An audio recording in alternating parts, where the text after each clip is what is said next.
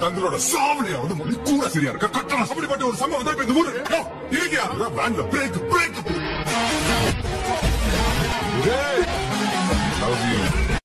Halo sahabat-sahabat, apa kabar?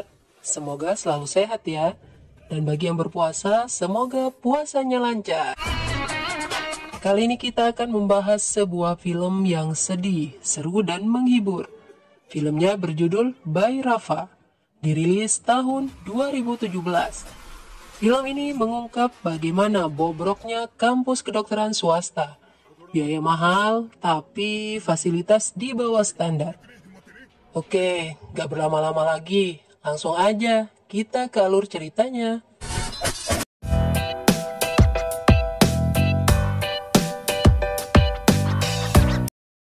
Seorang pemuda bernama By Rafa, diperankan Talapati Vijay, bekerja di Bank ICICI sebagai penagih utang. By Rafa sosok yang disiplin dan berwatak keras, tapi hatinya baik banget guys. Suatu hari, By Rafa dipanggil bosnya di kantor ke ruangan. Bosnya mengeluhkan ulah debitur nakal bernama Kumar yang tidak mau mengembalikan uang pinjaman.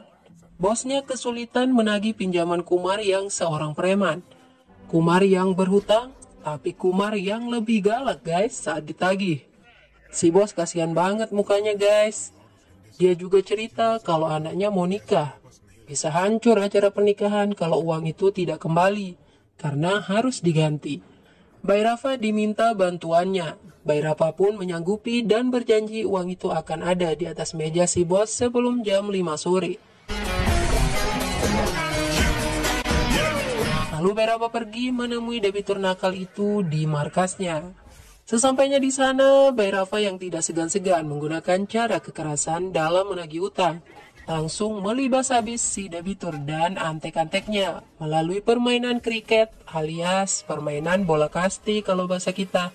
Adegan di sini kocak habis guys. Uang pun berhasil didapatkan dengan mudah. By Rafa gitu loh. Si bosnya sangat berterima kasih kepada By Rafa. Dia kemudian mengundang By Rafa untuk datang ke pernikahan anaknya. Saat hendak berangkat ke acara pernikahan, bosnya menelpon, meminta By Rafa menjemput salah seorang tamu undangan. Dia dari Tirunelveli, teman anaknya. Belum sampai lokasi acara karena digangguin para preman setempat. Dari sinilah kisah inti film akan dimulai. Gadis cantik itu bernama Malar Fizi, yang diperankan Kirti Suresh. Saat melihat sosok gadis itu pertama kali, By Rafa langsung jatuh cinta. Cantik banget soalnya Malar Fizi ini. Ayu, menawan, mempesona, berkarisma. Mudah deh pokoknya pria jatuh cinta. Pimpinan preman yang menggoda ternyata sebelumnya sudah dikalahkan By Rafa. Wajahnya sangat, tapi nggak menyeramkan guys. By Rafa pun akhirnya membawa Malar Fizi ke pernikahan anak bosnya. Singkat cerita, Malar Fizi akan kembali ke Tirunelveli setelah acara pernikahan selesai. By Rafa bermaksud menyatakan cinta padanya sebelum pergi. Namun dalam perjalanan ke stasiun, By Rafa melihat Malar Fizi berdiri seorang diri. Tanpa pikir panjang, By Rafa ingin langsung memberikan bunga.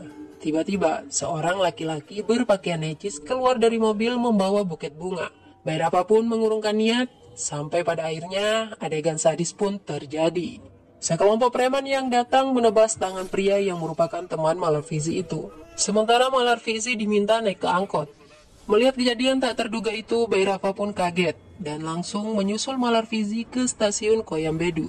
Di stasiun, beberapa preman juga mengincar Malar Fizi karena ternyata temannya yang ditebas tangannya itu adalah Charan, anak seorang menteri pusat. Ayah Charan tidak terima anaknya disakiti. Malar Fizi adalah penyebab utama, sehingga dia juga harus ditebas tangannya.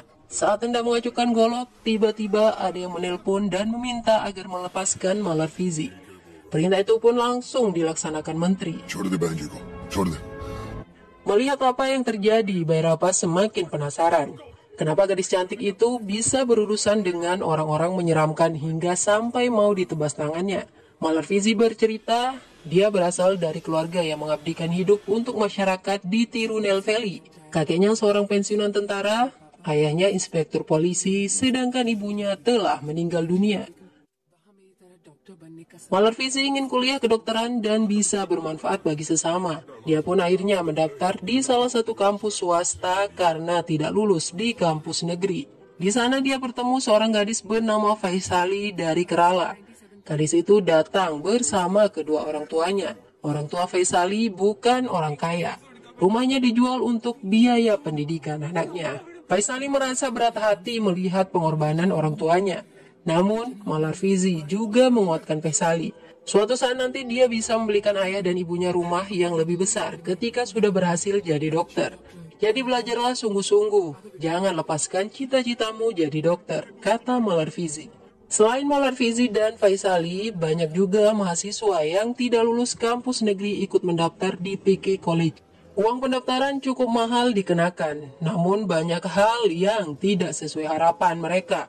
Gedung kampus belum jadi, bahkan fasilitas perawatan, dosen, asrama pun belum layak. Sementara para mahasiswa ditarik bayaran yang sangat mahal. Ternyata pemilik kampus yang bobrok itu bernama Periakanu alias PK, yang diperankan oleh Jaga Patibabu. Awalnya dia adalah seorang penjual daging kambing, kemudian jadi pembunuh bayaran.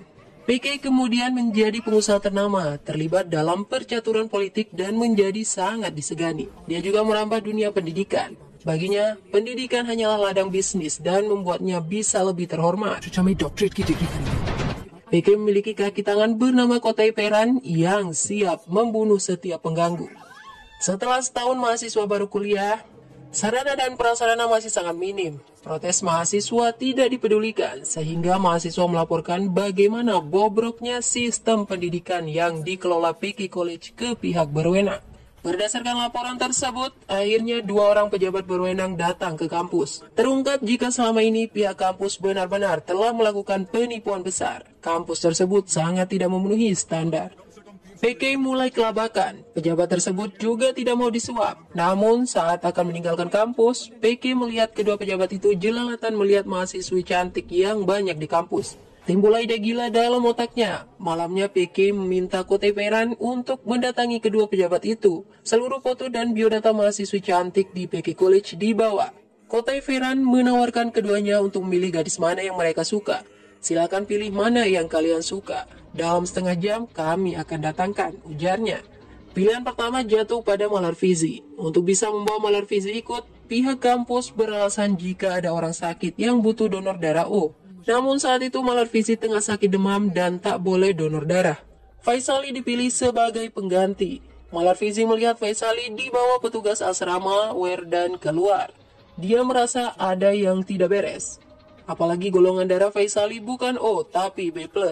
Malarfizi berlari keluar, namun Faisali sudah dibawa Kotai Peran menggunakan mobil. HP Faisali juga sudah tidak aktif.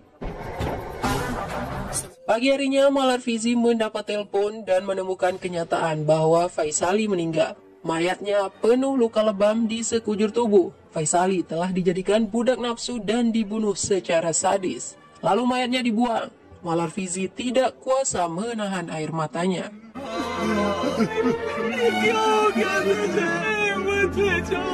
Saat jumpa pers dengan wartawan, PK mengarang cerita kalau Faisali bukanlah gadis baik. Dia dicap binal, sering keluar tengah malam dan suka mencari kesenangan bersama laki-laki kaya. Hal itu untuk memenuhi kebutuhannya membeli barang mewah. Bahkan Faisali disebut sedang mabuk sebelum meninggal. Hasil visum dipalsukan untuk mendukung semua fitnah keji itu. Mendengar pengakuan PK, orang tua Faisali menangis. Anaknya difitnah begitu keji. Kepolisian juga tidak mau menerima laporan. Orang tua Faisali justru diusir. Malarfizi bertekad untuk mengungkap ketidakadilan yang diterima sahabatnya itu. Dia pun meminta bantuan ayahnya yang seorang inspektur polisi untuk membawa kasus tersebut ke pengadilan. Di pengadilan, hakim meminta Malarfizi memberikan bukti yang kuat. Hakim juga memastikan keselamatan Malarfizi hingga kasus tersebut diputuskan. Pihak kampus pun diminta untuk menjaga keselamatan Malarfizi dan seluruh mahasiswa. PK memang tidak menyakiti langsung Malarfizi, tapi ayahnya ditabrak hingga meninggal sepulang melakukan penyelidikan untuk mendapatkan bukti. Belum lagi air dan listrik di wilayahnya dimatikan. Satu-satunya bukti yang masih bisa didapatkan adalah rekaman CCTV ketika Faisali dibawa anak buah PK menggunakan kendaraan. Karena itulah, Malarfizi meminta bantuan temannya, Syahran, anak Menteri Pusat, untuk mendapatkan rekaman CCTV yang diselipkan di dalam bunga. Namun sayangnya, bukti itu juga berhasil dirampas PK. उन्होंने उसके हाथ पर वार कर दिया और pen drive ले गए। Yang menelpon tadi meminta agar saya dilepaskan adalah PK, karena PK tidak mau disalahkan pengadilan jika saya terluka, tutup Malarfizi bercerita. तसल्ली मिल गई। Malarfizi sudah selesai menceritakan semuanya kepada Bayrava. Kini dia hanya bisa pasrah. Dia pasti akan kalah. Malarfizi juga menyadari jika dirinya akan segera dibunuh setelah pengadilan memutuskan PK tidak bersalah. Oleh karena itu, Malarfizi meminta Bayrava untuk meninggalkannya. PK bukanlah preman jalanan yang sering dikalahkan Bayrava. Persidangan akan digelar seminggu lagi. Bayrava sangat marah mendengar cerita Malarfizi. Kali ini tidak lagi tentang cintanya kepada Malarfizi semata, tapi jauh lebih besar dari itu, tentang keadilan dan kebobrokan dunia pendidikan. Warning dari Malarfizi tak membuat Bayrava gentar. Datanglah segerombolan anak buah PK. Mereka berniat membunuh Bayrava. Namun Bayrava dengan gagah berani berhasil melibas habis mereka sampai babak belur. PK yang mengetahui kejadian itu langsung menelpon anak buahnya. Dengan perasaan kesal, dia bertanya siapa yang berani memukul anak buahnya. Tapi yang menjawab telepon justru Bayrava. PK pun dihina habis-habisan oleh Bayrava lewat telepon. Bayrava mengancam akan mendatangi langsung rumah PK. Bayrava menyamar menjadi petugas pajak pendapatan mendatangi rumah PK. Tujuan sebenarnya mengambil kembali flash disk yang berisi rekaman CCTV dan bukti-bukti kejahatan PK lainnya. Namun dia beralasan kepada PK bahwa dia melakukan penggeledahan karena melihat begitu banyak poster PK ditempel di berbagai tempat. Itu membuat orang bertanya-tanya dari mana sumber keuangannya. PK pun hanya bisa mengiyakan. PK yang angkuh dibuat tidak berkutik dan membiarkan Bayrava menggeledah rumahnya. Bayrava menemukan banyak barang bukti yang disembunyikan PK dengan rapi di berbagai tempat di rumahnya. Mulai dari emas yang ditemukan dalam tong gas, uang tunai di dalam saluran got, serta dokumen kepemilikan lahan dan bangunan milik PK. Setelah merasa cukup dengan bukti-bukti yang didapatkan, Bayrava pun pergi. Tidak lama Bayrava pergi, seorang anak buah PK mengatakan kalau laki-laki tadi bukanlah petugas pajak pendapatan. PK yang merasa dibodohi mendatangi rumah Malarfizi untuk memberi pelajaran kepada Bayrava. Namun anak buahnya justru dibabat habis. Kembali, PK yang selama ini terhormat dibuat seperti orang bodoh. Persidangan kasus kematian Faisali tiba. Namun pengacara yang telah ditunjuk tak kunjung datang. Padahal semua bukti untuk melawan PK sudah diserahkan ke pengacara. Ternyata semua itu ulah PK. Anak dan istri pengacara diancam akan dibunuh jika bukti tidak diserahkan. Pengacara yang tak berdaya menyerahkan semua bukti ke PK. Kemudian bukti-bukti itu dimusnahkan. PK benar-benar licik, keji, dan menjengkelkan.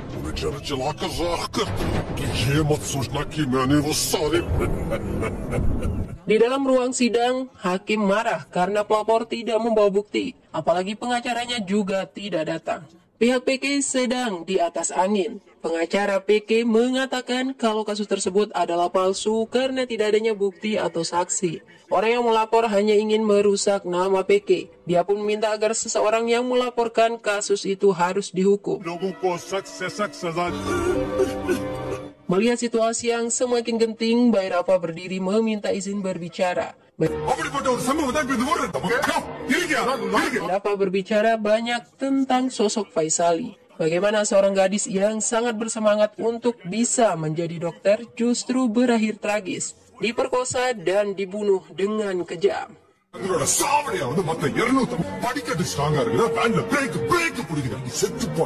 Bayrava terus meyakinkan hakim bahwa kasus yang diperkarakan bukanlah kasus palsu, tapi kasus yang memang benar adanya. Sambil membuka tas berisi abu mayat Faisali, Bayrava mengatakan kalau di dalam tas itu pernah ada uang untuk membayar biaya kuliah Faisali. Orang tuanya mendaftarkan Faisali dengan penuh harapan jika suatu saat nanti Faisali akan menjadi dokter. Tapi apa yang terjadi? Anaknya justru meregang nyawa. Menurut Bayi Rafa, kasus ini tidak hanya berkaitan dengan seorang pelajar yang sudah mati, bukan hanya tentang satu institusi pendidikan saja. Tapi kasus ini berhubungan dengan jutaan pelajar yang bakal menjadi dokter. Berhubungan juga dengan banyak orang yang menggantungkan nyawa mereka pada dokter. Apa jadinya jika kampus yang mencetak dokter tidak memiliki kelayakan? Jadi anggaplah ini sebagai salah satu krisis dalam masyarakat kita. Jika hakim memberikan waktu seminggu, maka kami akan buktikan kebenaran yang tersembunyi, ujar Bayi Rafa. Hakim kemudian memberikan tenggat waktu selama 5 hari untuk membuktikan kalau PK bersalah. Semua pendukung Faisali bisa bernapas lega, sedangkan PK kecewa. Usai sidang, PK menebar ancaman akan membunuh Bayi Rafa. Sekelompok orang tiba-tiba berusaha membakar Bayi Rafa. Tentu saja gagal.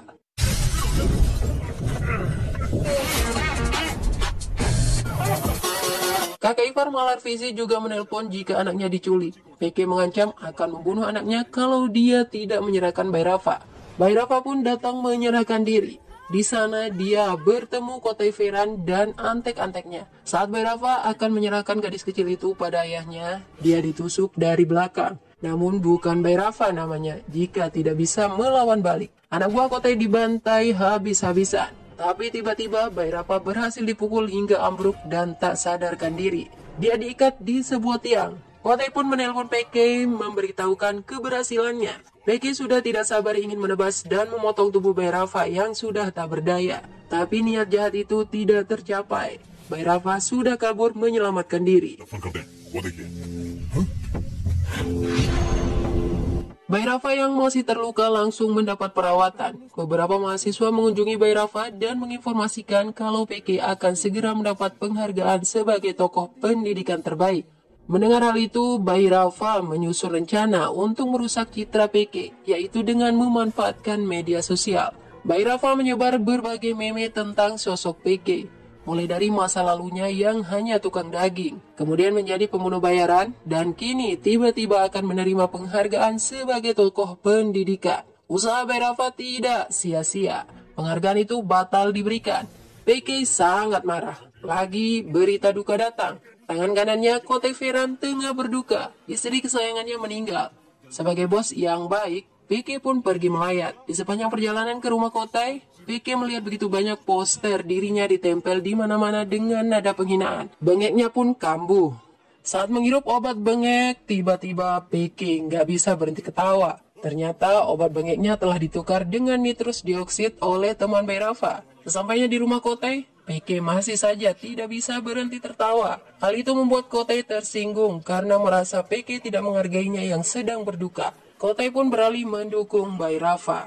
Setelah di rumah, PK penasaran kenapa dia tidak bisa berhenti tertawa. Ternyata usut punya usut, obat bengeknya sudah ditukar dengan gas ketawa. PK pun menelpon Kotai berniat meminta maaf atas kelakuannya tadi dan menjelaskan semuanya. Tapi Kotai sudah terlanjur kecewa dan marah. Dia bahkan mengancam akan bersaksi di pengadilan membongkar kebusukan PK. Sayangnya sebelum bersaksi, PK lebih dulu menghabisinya. Upaya Bayi Rafa digagalkan lagi. Sementara sehari lagi akan sidang di pengadilan. Bukti kuat untuk melawan PK belum ditemukan. Jalan lain harus diambil. Bayi Rafa berencana menjebak PK. Dengan membawa peralatan lengkap, Bayi Rafa pergi ke sebuah gedung milik PK. Di sana dia menelpon Malar Fizi memberitahukan kalau dia akan menamatkan riwayat PK di sana. PK yang berhasil menyadap panggilan telepon Bayi Rafa langsung mengerahkan semua anak buahnya. Bayi Rafa dikepung, namun bukan Bayi Rafa namanya kalau tidak berhasil lolos. Dia sudah siap tempur. Semua anak buah PK dibantai, satu persatu hingga tidak tersisa. PK yang menyusul datang ke gedung itu terkejut melihat semua anak buahnya dihabisi Bayi Rafa. Tidak lama kemudian, Bayi Rafa muncul dan mengatakan jika semua yang didengar PK melalui telepon adalah salah satu bagian dari rencananya untuk menjebak PK. Bayi Rafa juga sudah mengetahui jika PK telah menyadap panggilan teleponnya. Hal yang lebih mengejutkan lagi, Bayi Rafa telah merancang jebakan yang begitu cantik. PK dipitnah akan membunuh menteri. Bukti-bukti yang dibutuhkan direkayasa. Pembunuhan akan dilakukan melalui gedung tersebut. Fitnah kepada PK persis seperti yang pernah dilakukan PK kepada Faisali. Fitnah yang keji. Isu PK akan membunuh menteri tersebar cepat di televisi.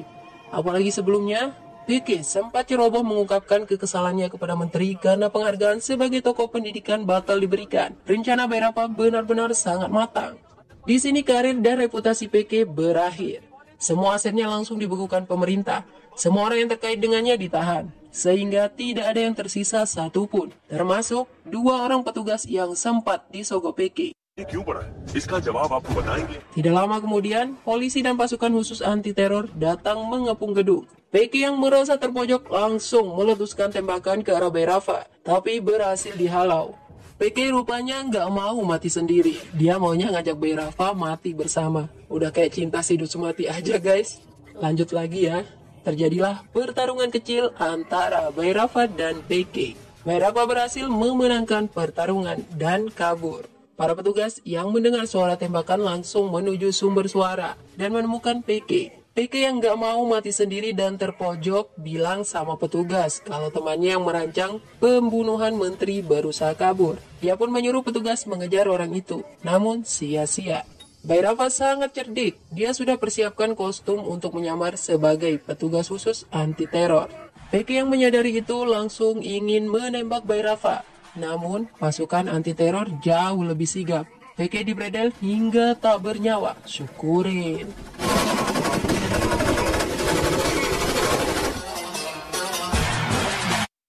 Pengadilan akhirnya memutuskan PK yang bersalah atas kematian Faisali. Sementara nasib para mahasiswa dipindahkan ke kampus lain dengan fasilitas yang layak. Bayrapa pun masuk TV dan disebut sebagai pahlawan yang berhasil membongkar kedok PK.